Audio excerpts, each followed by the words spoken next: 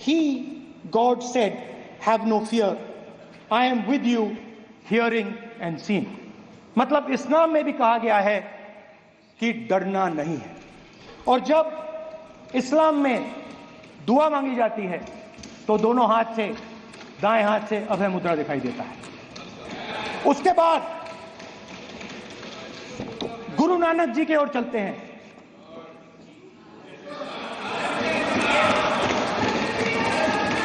वाहेगुरु जी की फतेह, वाहेगुरु जी का Khalsa.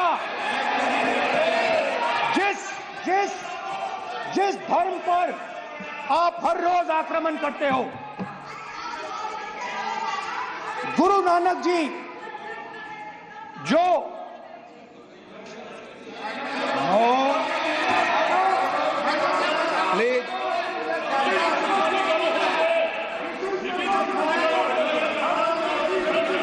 Please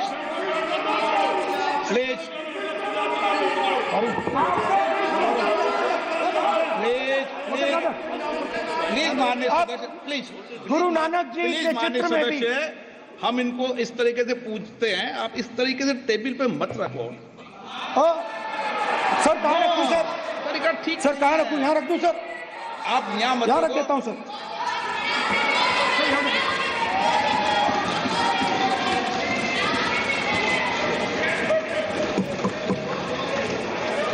sir Guru Nanak ji के चित्र में भी आपको अभय मुद्रा दिखाई देगा। गुरु नानक जी भी कहते हैं कि डरो मत, डराओ मत। और पंजाब से गुरु नानक जी मेक्का तक गए, थाईलैंड तक गए, अफगानिस्तान गए, श्रीलंका गए, किसी से हिंसा नहीं की, अहिंसा की बात की, सत्य की बात की, और किसी को उन्होंने अपनी जिंदगी में नहीं डराया। उसके बाद जीसस क्राइस्ट की इमेज देखिए, उसमें भी आपको अभय मुद्रा दिखाई देगा। जीसस क्राइस्ट की इमेज में भी अभय मुद्रा, डरो मत, डराओ मत। और जीसस क्राइस्ट ने कहा कि अगर आपको कोई थप्पड़ मारता है तो दूसरा गाल दिखा दो। उसके बाद बुद्ध भगवान, अभय मुद्रा।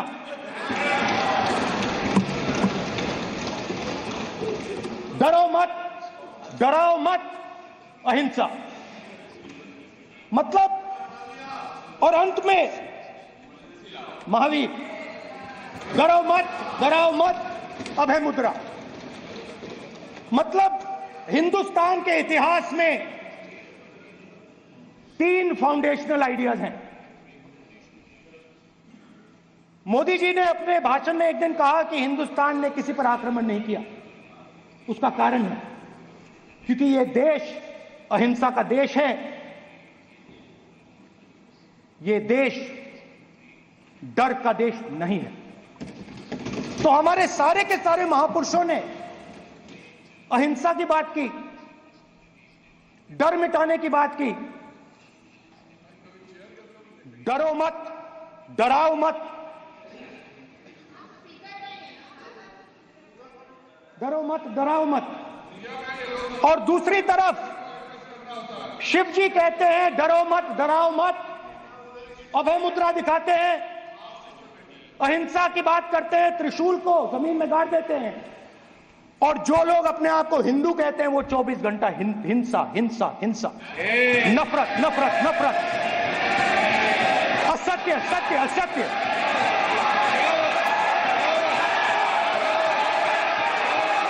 आप हिंदू हो ही नहीं।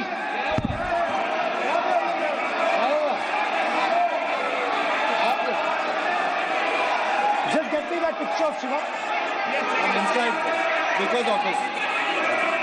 हिंदू धर्म में साफ लिखा है, सत्य के साथ खड़ा होना चाहिए, सत्य से पीछे नहीं हटना चाहिए, सत्य से नहीं डरना चाहिए। अहिंसा हमारा प्रतीक है। अभय मुद्रा ऐसे कीजिए, ऐसे कीजिए, अभय मुद्रा।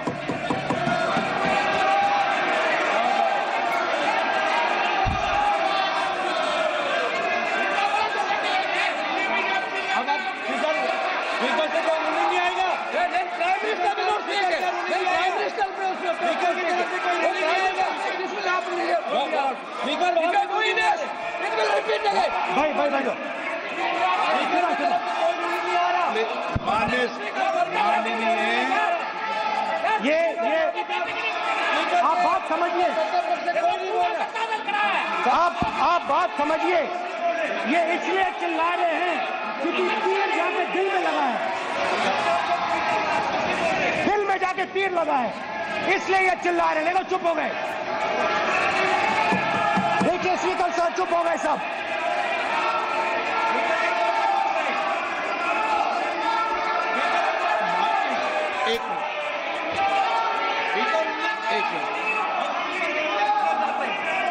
माननीय, आप प्रतिपक्ष के नेता हैं, किसी की भावनाओं को ठेस नहीं पहुंचे। सर मुझे बोलने में ध्यान रखना चाहिए। ये जो ये विषय बहुत गंभीर है, पूरे हिंदू समाज को हिंसक कहना ये गंभीर विषय है। बीजेपी को आपको नहीं, नरेंद्र मोदी जी पूरा हिंदू समाज नहीं है, बीजेपी पूरा हिंदू समाज नहीं है, आरएसएस पूरा हिंदू समाज नहीं है।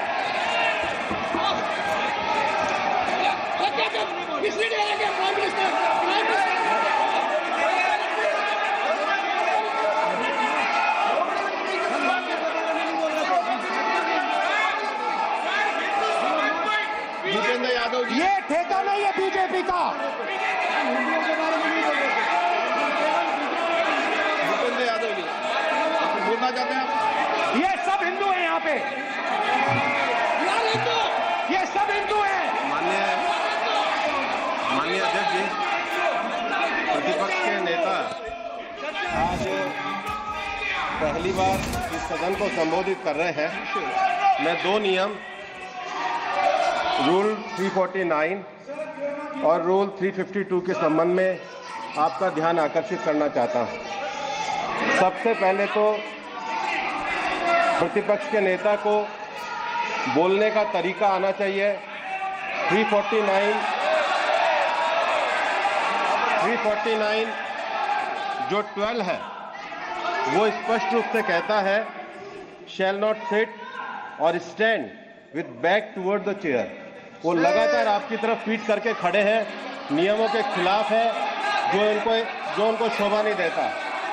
दूसरा अध्यक्ष महोदय, नहीं तो एड्रेस करके दूसरा अध्यक्ष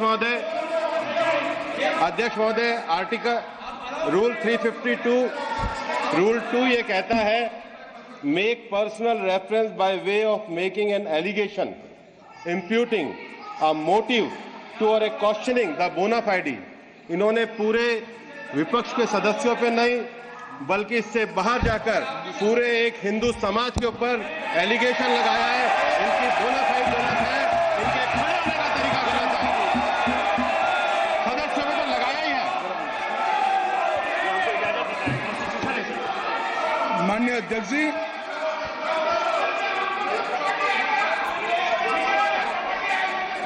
गृह मंत्री जी, नो आप डिबेट में गृह मंत्री जी।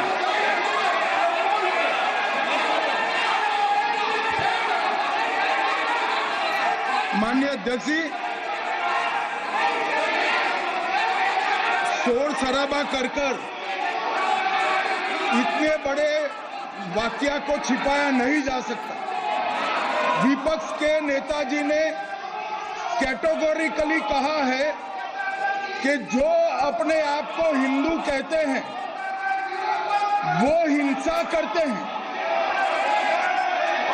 मैं फिर से रिपीट करना चाहता हूं, उनका वाक्य था जो अपने आप को हिंदू कहते हैं वो हिंसा की बात करते हैं, हिंसा करते हैं। मान्यवर, इस देश में शायद इनको मालूम नहीं है, करोड़ों लोग अपने आप को गर्व से हिंदू कहते हैं, गर्व से हिंदू कहते हैं।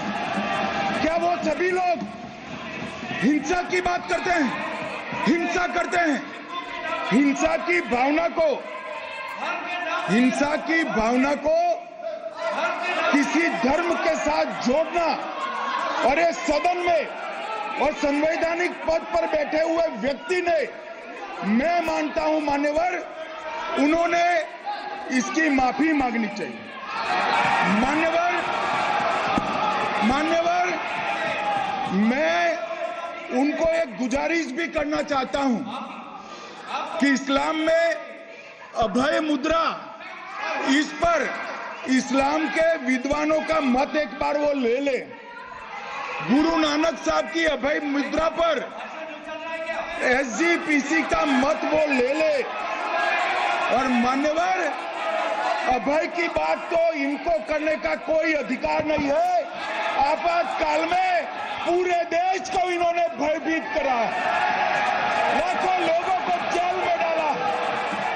और आतंक, वैचारिक आतंक अगर कभी था, वैचारिक आतंक कभी था तो आपातकाल के वक्त था। और मान्यवर, दिल्ली में दिन दहाड़े हजारों सिख भाइयों का कत्लेआम उनके शासन में हुआ। आज वो भय की बात कर रहे हैं। मान्यवर, मेरा आपसे आग्रह है कि श्री राहुल गांधी, नेता प्रतिपक्ष, पहला भाषण होने के बावजूद माफी मांगनी चाहिए। न केवल सदन, पूरे देश की माफी मांगनी चाहिए।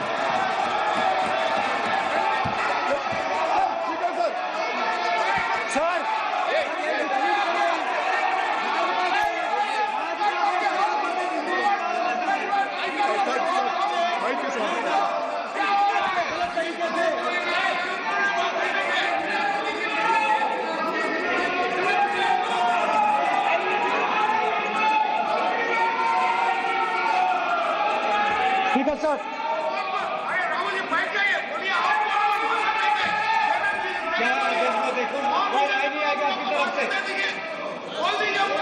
तो कल प्रधानमंत्री मोदी जी के समय भी सर आप ऐसे रहिए सर।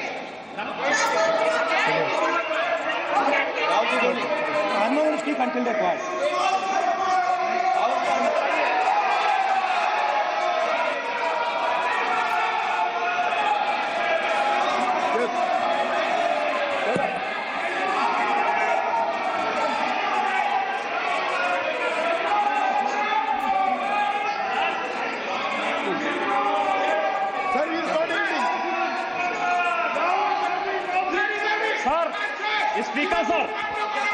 स्पीकर सर, ये संविधान की बात कर रहे हैं सर, और इसी संविधान का आर्टिकल 25 कहता है कि किसी भी धर्म के ऊपर कोई भी व्यक्ति किसी को हिंसावादी करार नहीं दे सकता है। और इन्होंने हिंदू का हिंसावादी कहा सर।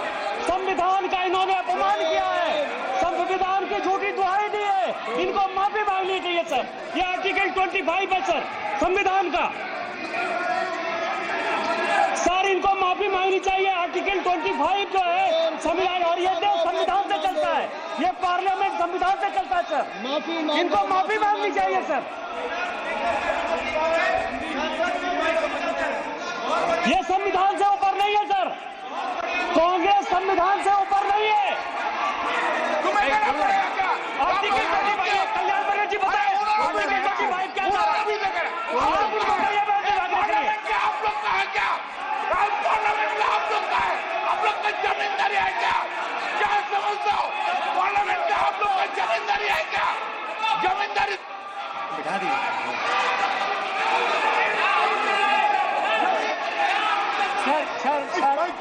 सर, स्पीकर सर, माने प्लीज एक मिनट देता हूं मैं आपको। हिंदू धर्म कहता है। एक मिनट प्लीज, माने सदस्य प्लीज एक मिनट प्लीज। माननीय सदस्यगण, ये सदन की एक मिनट मैं दूंगा, अलाउ करूंगा आपको। माननीय सदस्यगण, इस सदन की एक गरिमा रही है और हमें संवाद चर्चा करते समय इस सदन की गरिमा को रखना चाहिए। और ऐसी कोई भी आपत्तिजनक बात जो पूरे समाज के पर विषय हो, कम से कम प्रतिपक्ष के नेता को बोलते समय ध्यान रखना चाहिए। मैं इसको सीरियस तरीके से देखूंगा।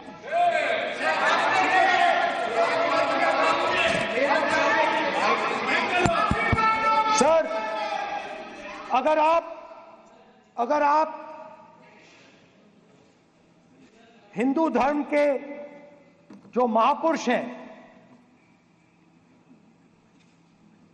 महापुरुष छोड़िए, अगर आप शिव जी को देखें तो क्या हो रहा है सर?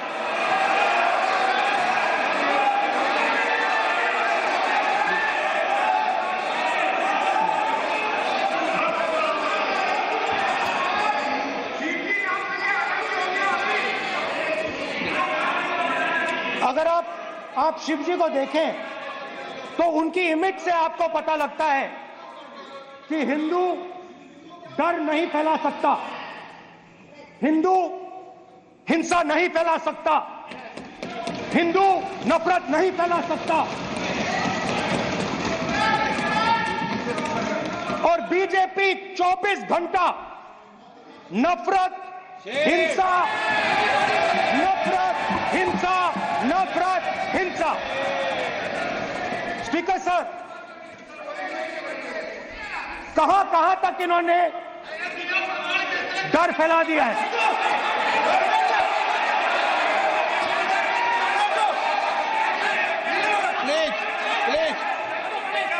सर, कहां तक इन लोगों ने डर फैला दिया? मैं आपको अयोध्या से शुरू करता हूं। सर नमस्कार। अयोध्या ने आपको मैसेज भेजा, अयोध्या ने राम भगवान, मेरा व्यवस्था का सवाल है।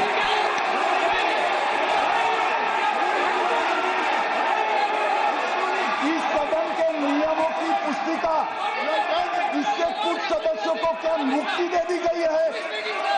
आपके गाइडेंस के बाद भी बार बार तस्वीर बताना, पूरे बीजेपी को हिंसा कर रही है ऐसे कहना, खड़े होकर एक दूसरे के बीच में हस्तधून करना, सारे नियम इनको लागू नहीं होते हैं। नियम मालूम नहीं है तो ट्यूशन रख ले साहब, सदन इस तरह से नहीं चल सकता है।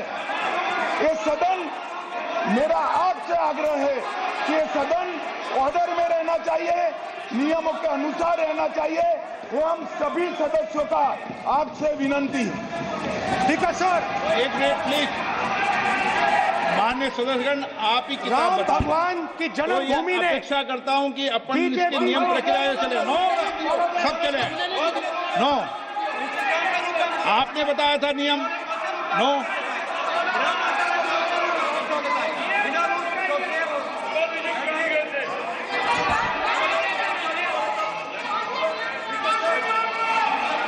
माइक दीजिए सर। हाँ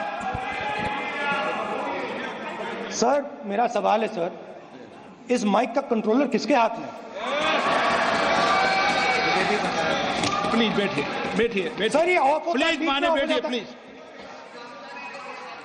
ये बार कई बार विषय उठ गई और बहुत गंभीर, और माननीय सदस्य, आप प्रतिपक्ष के नेता हैं, आप सदन के बाहर भी ये बात कहते हैं कि माइक बंद कर देते हैं।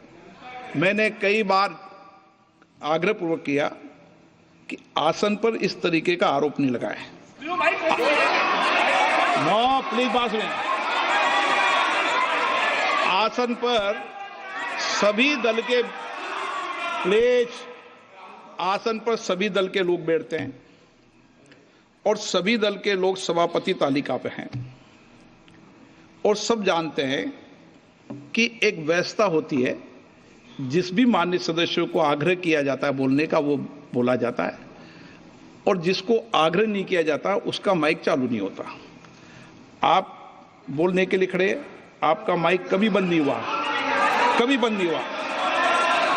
आप अगर आसन में जो भी विराज रहे हैं वो अगर आपका नाम नहीं पुकारते हैं तब माइक चालू नहीं होता।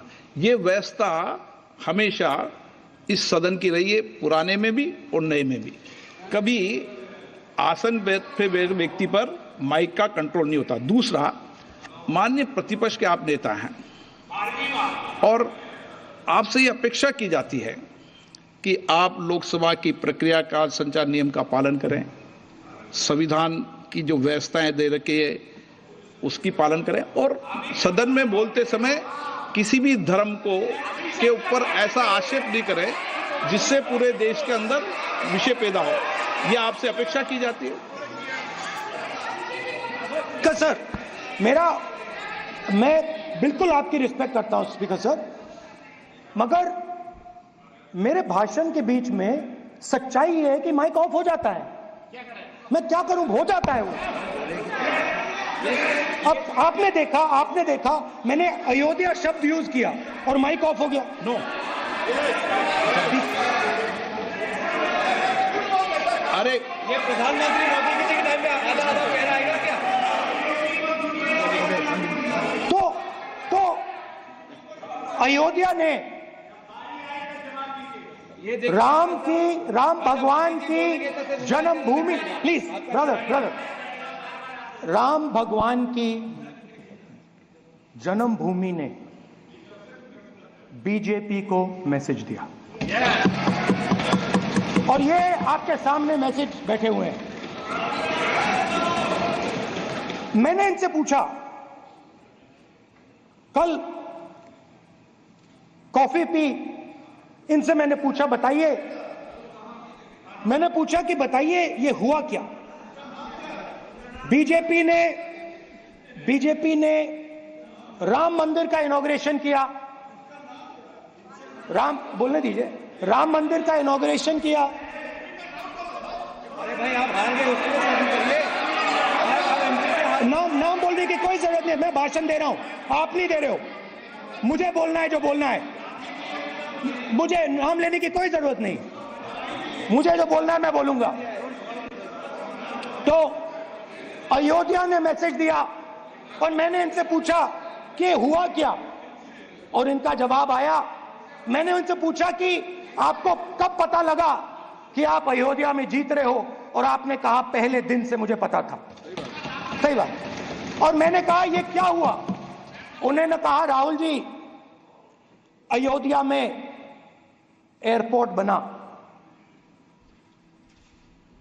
अयोध्या की जनता से जमीन छीनी गई और आज तक उन्हें मुआवजा नहीं मिला है। उन्होंने कहा, सही बात, उन्होंने कहा कि अयोध्या में जो भी छोटे छोटे दुकानदार थे, जो भी छोटी छोटी बिल्डिंग्स थी, उन सारों को तोड़कर गिरा दिया गया और उन लोगों को सड़क पर कर दिया गया।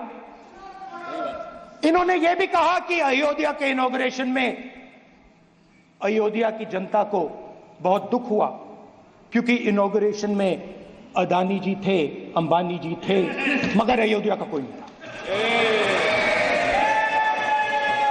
और ये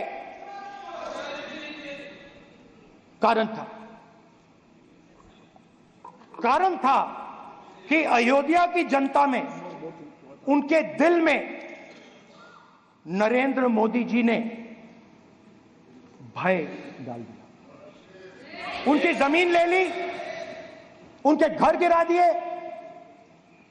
और फिर अयोध्या के गरीब लोगों को, किसानों को, मजदूरों को मंदिर के इनॉग्रेशन तक नहीं जाने दिया। मंदिर के इनॉग्रेशन छोड़ो, उसके बाहर भी नहीं जाने दिया। और इसीलिए अयोध्या की जनता ने सही मैसेज भेजा।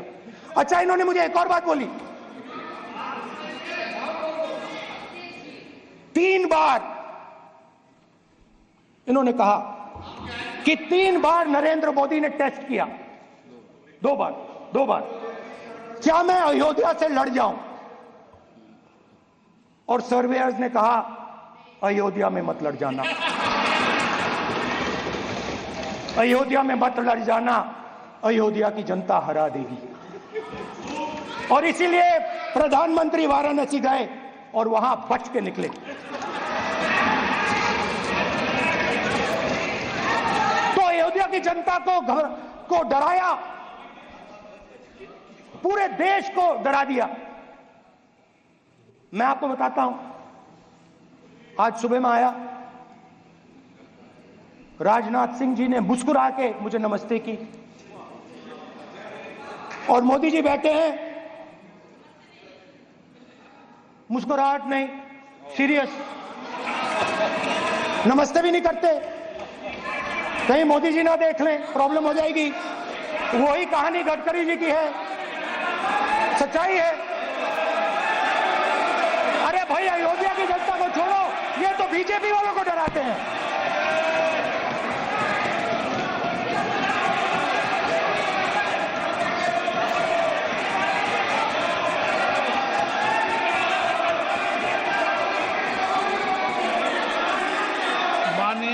सर क्या है? माननीय प्रतिपक्ष के नेता, एक मिनट, माननीय प्रतिपक्ष के नेता, आप सदन के वरिष्ठ नेता हैं। मेरा आपसे आग्रह है कि राष्ट्रपति अभिभाषण पर डिबेट हो रही है, इसकी गरिमा, राष्ट्रपति अभिभाषण की गरिमा रखे ना। ये तो अपेक्षा आपसे सब करते हैं कि आप राष्ट्रपति अभिभाषण पे बोले, नीतियां पे बोले, कार्यक्रमों में बोले। अब व्यक्तिगत रूप से नहीं। अगर आप ये उचित मानते हैं क्या? स्पीकर सर, ये उचित है? अगर आपकी पार्टी इसको उचित मानती है तो मुझे कुछ नहीं कहना। स्पीकर सर, माननीय अध्यक्ष जी,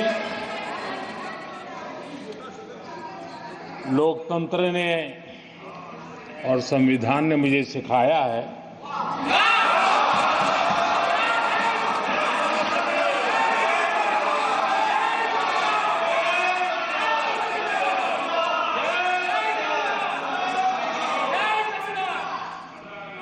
कि मुझे विपक्ष के नेता को गंभीरता से लेना चाहिए।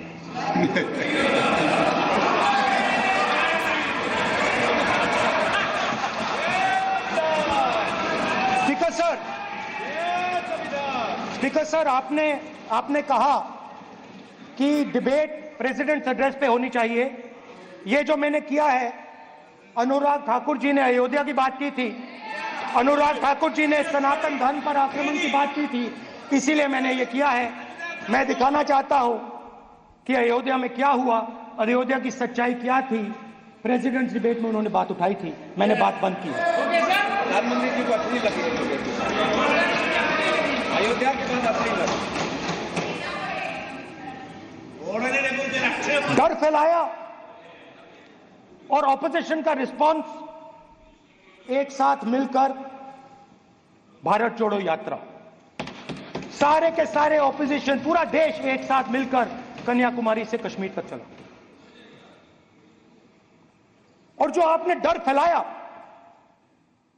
उसके बारे में यात्रा में बहुत कुछ सुनने को मिला।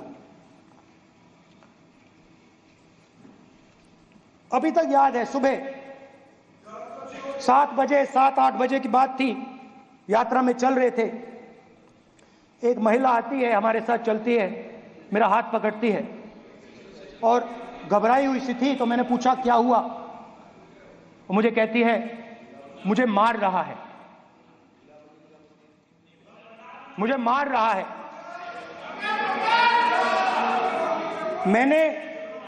मैंने पूछा कौन मार रहा है, कौन मार रहा है? बेटी की दुविधा पूरा नहीं दे रही, बेटी का दर्द नहीं सुनना चाहते, भारत की महिलाओं का दर्द नहीं सुनना चाहते। मैंने पूछा कौन मार रहा है, कहता है मेरा पति मार रहा है। मैंने कहा क्यों? कहती है सुबह का खाना नहीं दे पाई। मैंने कहा क्यों? खरीद नहीं पाई, महंगाई है, महंगाई है, खरीद नहीं पाई, खाना नहीं पका पाई, इसलिए मुझे मार पिट रही है। मैंने कहा बहन क्या करूं, कैसे आपकी मदद करूं? कहती हैं आप कुछ मत कीजिए, आप कुछ मत कीजिए, आप सिर्फ ये बात याद रखिए कि महंगाई के कारण हिंदुस्तान में हजारों महिलाओं को सुबह पीटा जा रहा है। उसके शब्द हैं, मेरे शब्द नहीं है। गैस सिलेंडर, महंगाई, तो आपने गरीबों को, महिलाओं को डराने का काम किया। शिव जी कहते हैं डरो मत, डराओ मत। आपने हिंदुस्तान की महिलाओं को महंगाई से हर रोज डराया है। कुछ दिन पहले मैं पंजाब में अग्निवीर के परिवार से मिला। अग्निवीर के परिवार से मिला। छोटा सा घर था, छोटा सा घर था।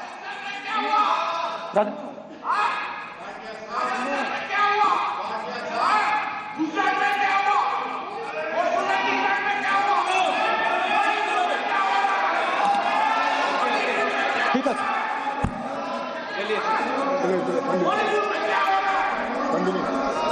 छोटे